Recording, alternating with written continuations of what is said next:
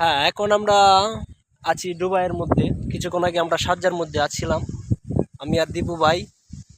এখন শারজার থেকে আমরা ক্রস হয়ে এসে পড়েছি দুবাইয়ের মধ্যে।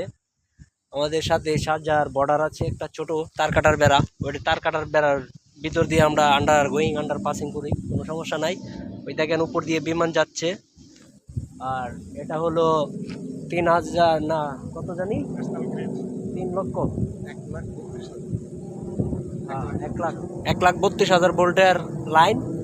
ওটার নিচে দিয়া গেলে বিদ্যুতের একটা গন একটা শব্দ করে। তো একলা একলা গেলে ভয় করে, এই জন্য অনেকে একলা একলা যাইতে চায় না।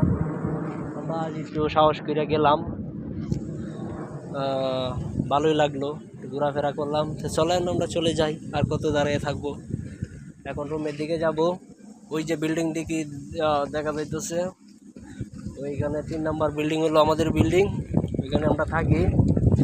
আর এই যে এরিয়াটা দেখতে পাচ্ছেন, এটা হলো ইন্ডিয়ানদের এরিয়া। এখানে মদ, হুইস্কি, বিয়ার, এভরিথিং সব কিছু সন্ধ্যার পরে পাওয়া যায়। এখানে এসে ওরা কী কয় মাস্তি করে।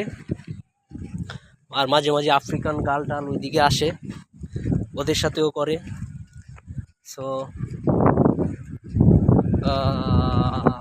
এই হলো অবস্থা। আর ভালো থাকবেন, সুস্থ থাকবেন, এই কামনা নিয়ে আমরা আজকের মতন এখানেই বিদায় নিচ্ছি। টাটা, আল্লাহ হাফেজ।